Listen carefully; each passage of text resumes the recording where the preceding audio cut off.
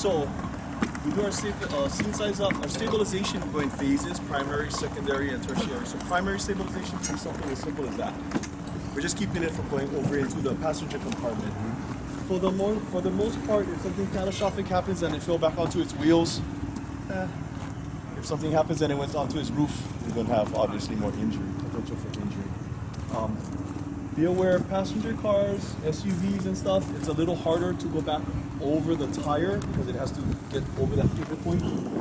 Sports cars, Teslas and stuff, the wheels are sunken into the fender well a little bit more. They do have the ability to roll onto its tires a little easier, especially because you got the high voltage battery pack on the bottom. It's a considerable amount of weight. So another way you could do primary stabilization is you could use a ratchet strap back to a guardrail, or a rope back that way, a chain, just something to keep it from going in one direction.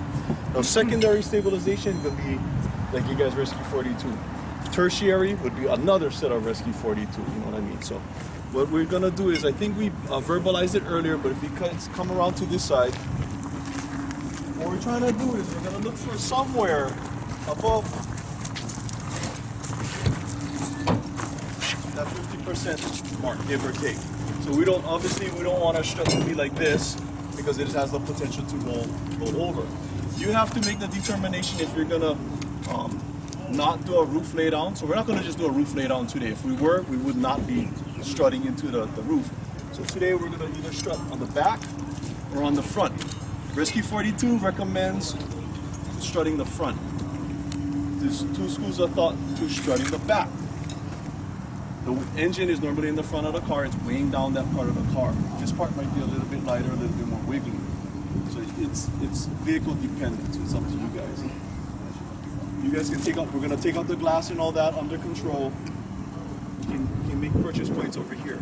If we didn't have the ability to make a purchase point, you're gonna look at your area here, and forgive me for not using gloves and stuff. Like you take your pike. I mean your Halligan with the pike here.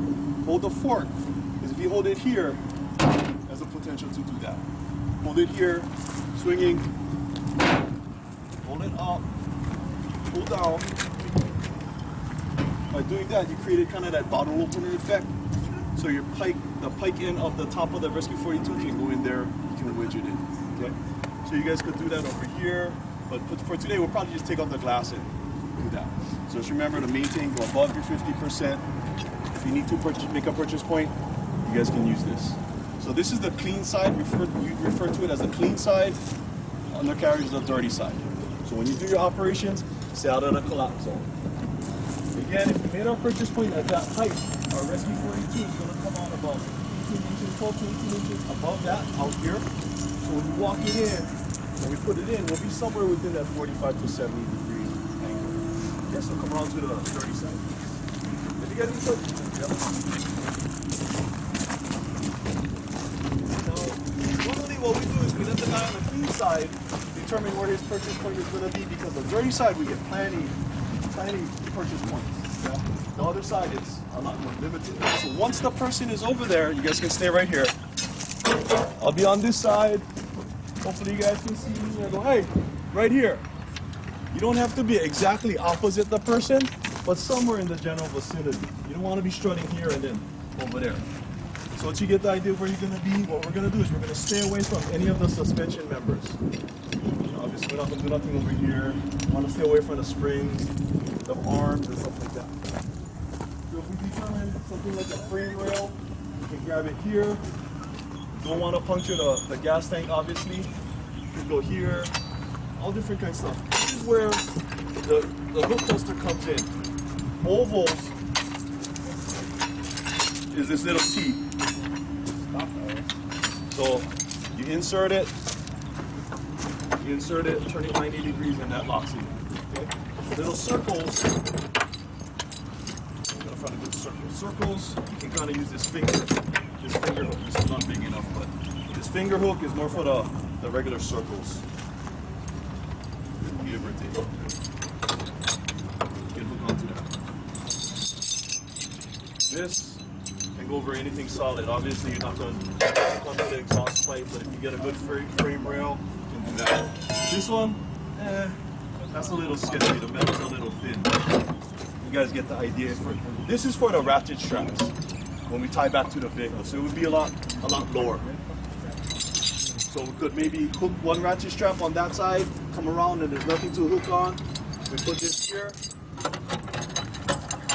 put the ratchet strap on this side, and we make the V, and we'll suck the base in for the rescue footing. So we can just go from the base straight to the vehicle to create that tension buttress system. Okay? So we're going to stabilize the car. We're going to go through the same process of taking glass, de-energizing, and all that stuff. We're just going to go a lot more methodical because we are going to be working at height.